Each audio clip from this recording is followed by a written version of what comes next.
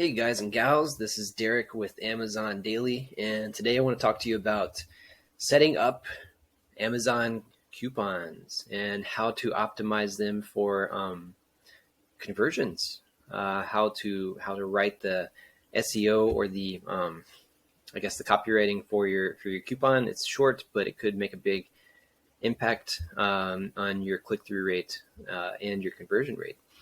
So show you how to pick which items you need to add coupons to, and then how to write that coupon description. Okay, so let's get into it. The first thing that you want to do is you want to go into you want to get to your Restock report. And how you're going to do that is you're going to click inventory and then go down to inventory planning. And I'm not going to click it right now just because there's a lot of sensitive information in there, and it'd take too long for me to edit it all out. So I'll just walk you through by telling you. So click on inventory planning, and then down in the right hand corner, it's going to say something like SKUs or ASINs that need to be replenished.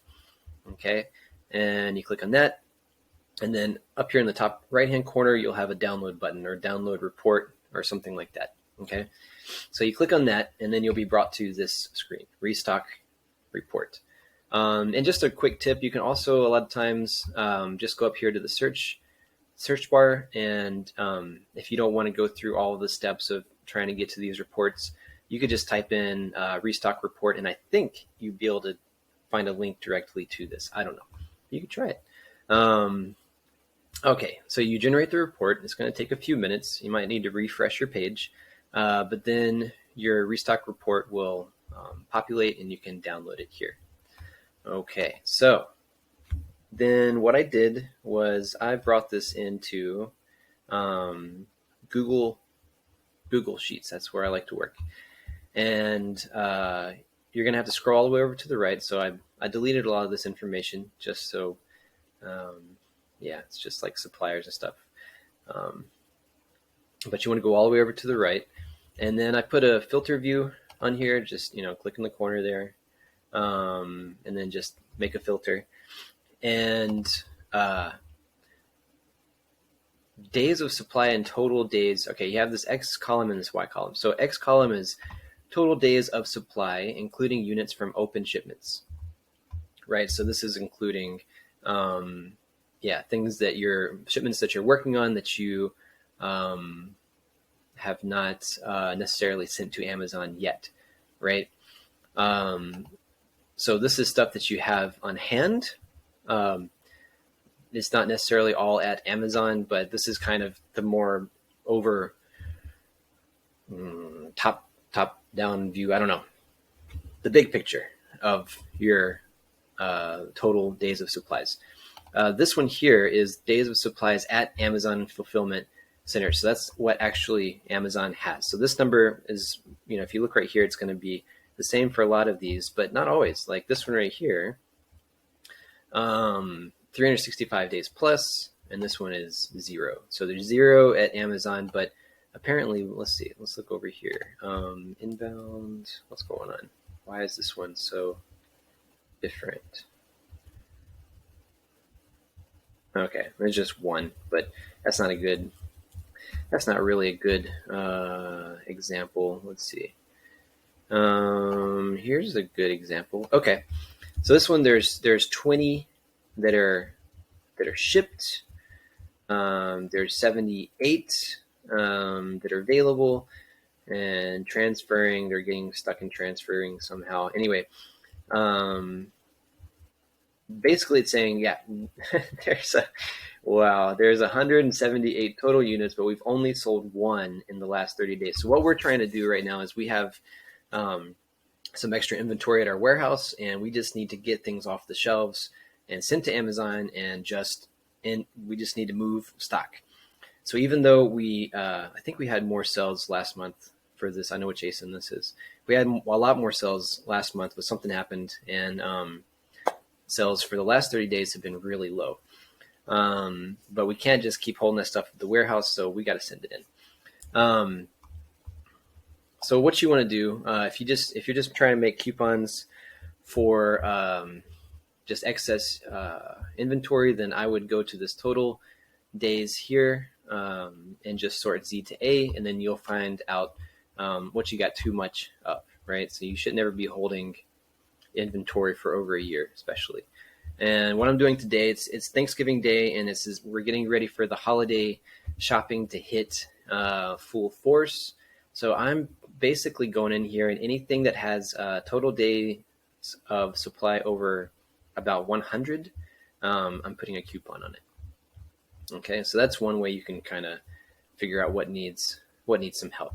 All right, so now that we have that, let's go into the coupons, and I'll walk you through the process of how to get this set up. So let's say that you have an ASIN, or there's a brand or a particular line of products. You can put the ASIN in here, or you can just go to keywords, and let's say what's an item we used to sell that we don't sell anymore? Okay, Sonoma, I think, the brand that we used to sell a long time ago. Yeah, Sonoma syrup, right? So we don't have any of this in stock right now, but let's say that I have a lot of Sonoma syrup in stock, and I don't want to keep it anymore. I need to get rid of it for whatever reason. So you just add that. If it's a item with a lot of, if it's like a parent ASIN with a lot of different variations, like blue, green, pink, or this one could be, I don't know, cinnamon, ginger, if you add the parent, it's going to add all of the variations, and you'll be able to click on something here and see all the variations that were added. And if you have it in stock, it'll show you what's in stock, although that's not always completely up to date. So you might want to go into your FBA inventory and see what the actual number is, because I've noticed that sometimes this in-stock price or this in-stock number is not completely accurate. So double check that and make sure that, you're not putting a coupon on something you're going to go out of stock of, unless you want to go out of stock, because coupons can potentially really raise your sales up. So go ahead and put in you can add a lot of different ASINs to this. And then again, like I said, you can search for title keywords as well. And so it'll show you everything in your inventory or that's either closed or available. And once you have everything you want on there, let's go ahead and add one more. You continue to the next step. I got an itchy nose. I don't know why. My nose is so itchy. Okay, and right now, I believe Amazon is recommending coupons of 20% off or more, $5 off or more. And so you can do money off, $1, $2 off, percentage off, and I'll change that to percentage sign. I've heard people say that money off coupons convert better. I don't know. You'll just have to experiment with that. Let me move my face. Ooh, there we go. Over there. All right. So I will show you just this little thing that I'm doing right now. I've got a little coupon tracker. So I like to track my coupons. And I'll just show you how I do that. I have the start date and the end date, so how long I'm keeping the coupon going. And I've also got the SKUs and the ASINs here, and then how much I'm discounting them for. So this one is 20% off. This one is $5 off, which makes it a little bit more than a 20% discount. So hopefully Amazon will give it some priority. They recommend 20% off or more.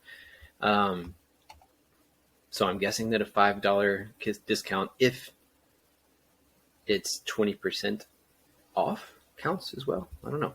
We will see. I also have the original price, what the price is going to be with this discount applied. Remember, there is a coupon fee for each, I think, redeemed coupon. They charge 60 cents. So you got to take that into consideration when you're looking at your profit. So for this item, my original profit after all the fees and everything was $11.14. And this is what my estimated sales profit is going to be. So it's a big drop in profit, but we need to move this stuff out. So I like to keep a track. I like to track all of this. All right. So let's go back to coupons, and all right, let's say that this is going to be my $5 off coupon. Okay. You want to also check and make sure that I like to do yes limit redemption to 1 per customer. I always do that. You don't have to, but I'm going to. If somebody really wants a lot of one thing, they can get their friends and family to all order 1 each. Okay, and here you need to set your budget. So it says $100 minimum, and coupon budgets are not hard limits, so they can be overshot. You can go over this. And it says down here, your budget will be shared among the following 2 costs. US dollar equivalent of the discount you are offering, right? So this $5 off will count towards this budget, right? So let's say that I'm doing, let's say I'm doing $10 off, okay? And my budget is $100. Woo, not $1,000, jeez. It's $100, okay? And there's a redemption fee. 60 cents for each redemption. So in theory, it can be overshot, but in theory, about nine coupons can be redeemed, right? Maybe 10, but you have to take into consideration the 60 cents, so it'll be more like 9, right? So 9 people will be able to use this coupon, and then it's going to hit that that budget cap and will be turned off. So your coupon will be deactivated when it reaches 80% utilization. And you can click here if you want to read some more, but yeah, you want to make sure that you set the budget high enough to where you can go through enough units. And this is also a way to make sure that to be able to control how many units that you have selling, because if you don't want to sell too many, set a lower budget. You can always come back in and restart the coupon later. So it's safer to set a lower budget if you're not sure how it's going to do than to risk running out of stock in one day. For some reason, everybody wants your item for $10 off, okay? All right, so let's just say we're going to set it for $300. So maybe about 30 people. We need to get rid of about 30 units. So, hopefully we have 30 units excess, let's say. So we want 30 people to use this coupon, and then we'll probably be back down to a good, healthy in-stock number. Okay, so we are here at the coupon title, what customers will see. So it says here, for a more effective coupon title, choose a definition that accurately describes the product group you added to your coupons. For example, save 15% on hand sanitizers. That's really short, and you can do a lot more than that, okay? So we want to make it be a little bit more attractive than that, because my question would be, why would I want to buy this hand sanitizer? What's special about this one? It's just a hand san, 15%, who cares? I don't know. I'll buy the hand sanitizer. I always buy. Why would I buy this one even if it's 15% off, which, so what do you write? Okay. This is where the search term reports come in. So if you have been running PPC, if you've been running advertisements on your products, which I hope you have been, then you come in here to Amazon ads. Over here, you'll have this little bar, measurement and reporting. Click that and you click on reports, okay? And then we're going to create a report.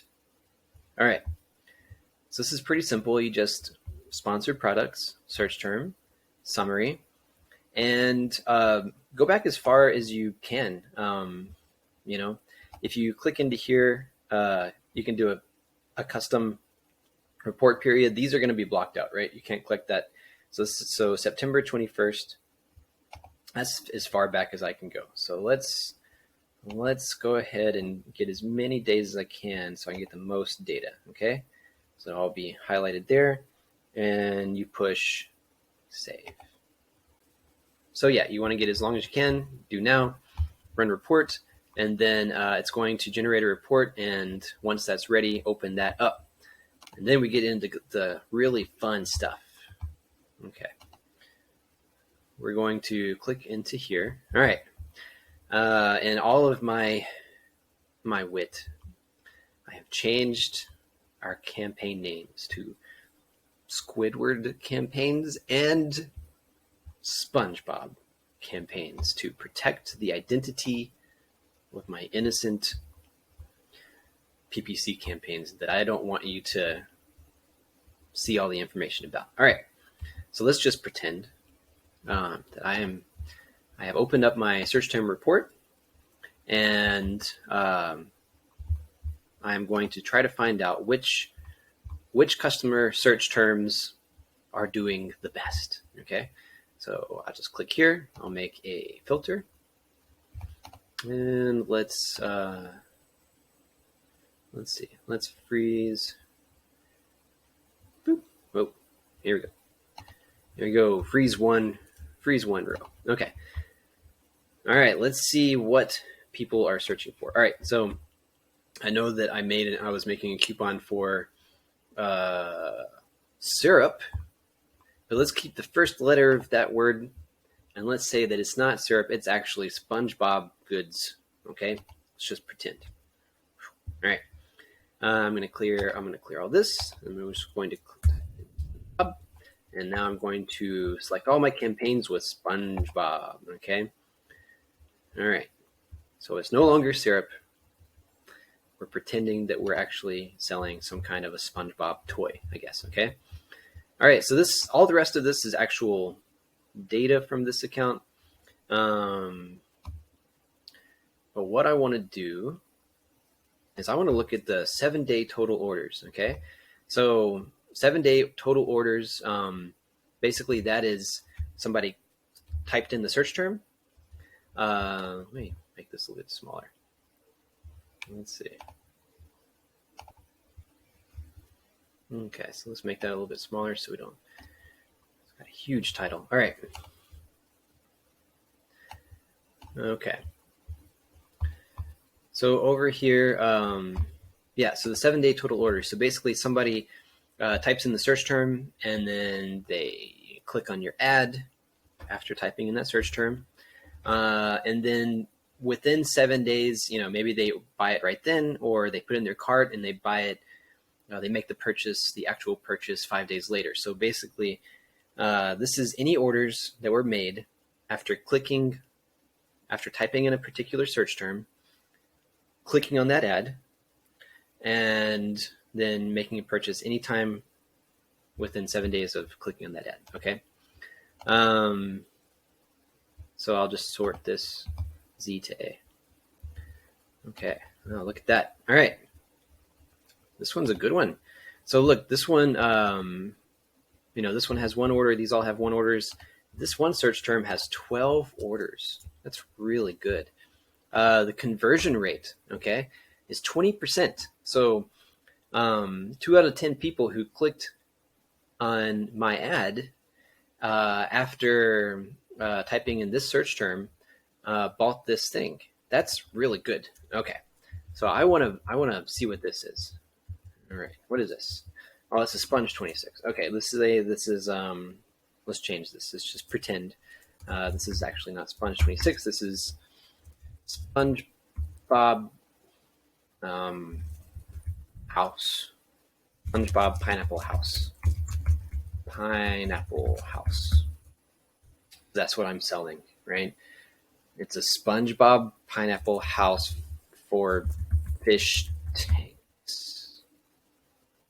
Sounds kind of cool. I would love to have one of those. Okay, let's pretend that this is a SpongeBob Pineapple House for fish tanks that I'm selling. Okay, wow. So when people type this in, it's gotten 58 clicks. Man, ACOS, well, ACOS is kind of high, but look, 12 orders. 20% conversion rate. Okay, I want people to know that this is for a SpongeBob Pineapple House for fish tanks. Okay, so I'll go back over here to my coupon, and I will type in save $10 on, and let's just paste. Boom. SpongeBob Pineapple House for fish tanks. So make sure that when you're looking at the, I typed that in, so it has the capital letters and stuff, but search term reports don't have these capitalizations, so you want to make sure that you've got it looking really nice, good capitals, and also look in the title guidelines, read all of this. I'm not going to go through it, you can read it for yourself, but make sure that you're following the guidelines. And if I keep trying to type, you can see I can make this pretty long. Christmas gifts for let's see, children and grandparents. Oh, there we go. Okay, I got to the end. You can make this pretty long, and as long as it's relevant, I don't see that there's anything wrong with making it as long as you can. So right now, this is Christmas season for kids. Let's see, for kids and grandkids. Okay. All right. I like to always do all customers. I don't care if they're Prime, they're student, they're family, whatever. Anybody who wants to use this coupon can. Okay. And then let's see. You're going to set a start date. And I think it's going to take maybe 6. If you set it for the day of, then it's going to take 6 hours for it to start showing. And then, yeah, you just set an end date. I'm running my coupons for now through the 20th, but you want to make sure that you come back in here and you put it in your calendar. If you do Google Calendars or something, come back in here and check frequently to make sure that you are not running out of your stock. Okay, so you can always cancel, or you can turn off the coupon if you need to, or if you need to, if you run out of budget, you can always come in and fix all that.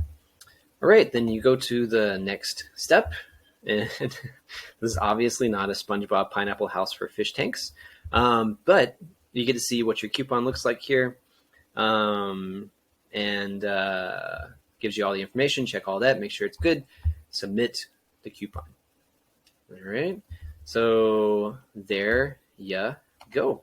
And one thing to make sure as well is that when you are doing your restocks the month or anytime after you run these coupons, go in and look and see how sales changed with these coupons, right?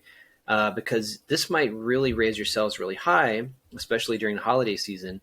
And then Amazon or whichever software you're using to get your replenishment recommendations, it might say, oh man, you sold 100 units from November to December. Man, you need to order 200 to keep in stock. So go back to your list. Go back to your list and look at the ASINs that have the coupons on them. Check those, and make sure that your reordering takes into account these coupons, okay, in the holiday season, if this is the holiday season. All right, like, subscribe, write me comments, let me know what you think. If you do things any differently, if you like the way I did it, I'd love to talk to you and communicate with you. Appreciate you. Thank you. Peace.